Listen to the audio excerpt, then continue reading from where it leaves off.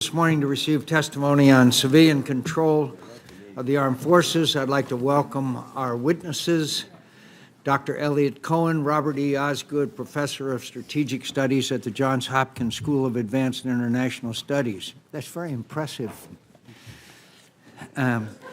Dr. Kathleen Hicks, also impressive, Senior Vice President, Kissinger Chair and Director of the International Security Program at the Center for Strategic and International Studies. Welcome.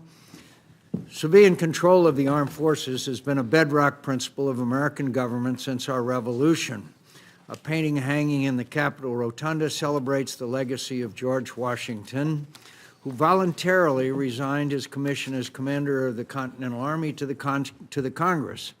And this principle is enshrined in our Constitution, which divides control of the armed forces among the President as Commander-in-Chief and the Congress as co-equal branches of government.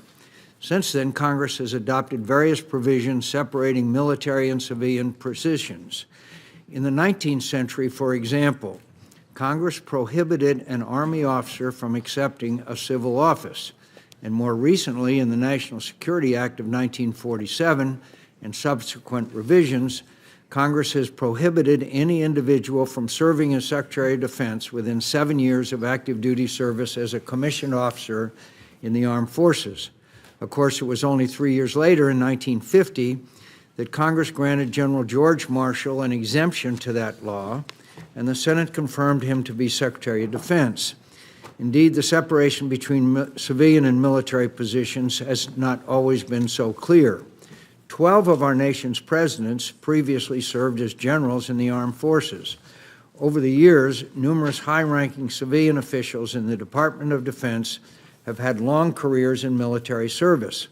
Our current Deputy Secretary of Defense, for example, served 27 years in the United States Marine Corps.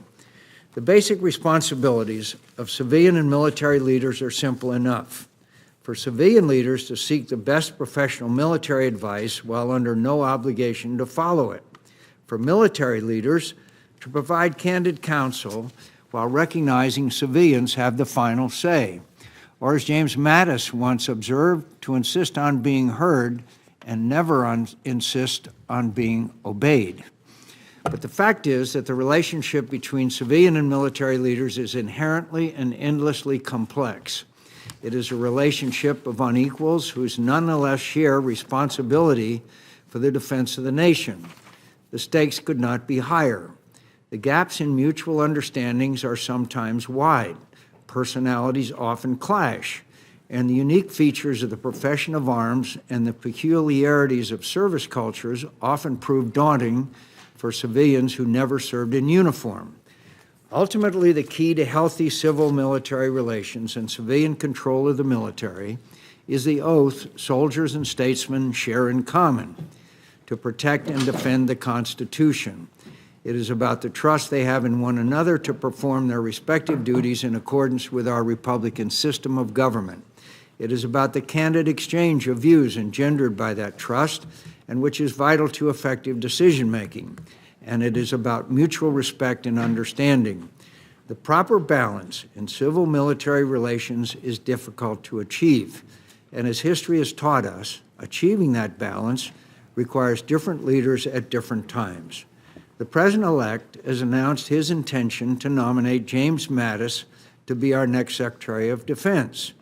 In light of his recent military experience, his nomination will require Congress to pass legislation providing a one-time exception, allowing him to serve as Secretary. Legislation this committee plans to consider this Thursday. The members of this committee will have to reach their own conclusion.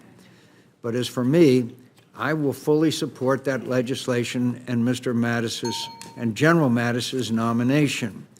There is no military officer I have met in my lifetime with a deeper understanding of civil-military relations than James Mattis.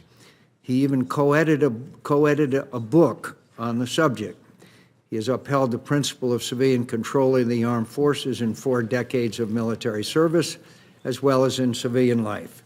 His character, judgment, and commitment to defending our nation and its Constitution have earned him the trust of our next Commander-in-Chief, members of Congress on both sides of the aisle, and so many serving in our armed forces. In short, I believe James Mattis is an exceptional public servant, worthy of exceptional consideration.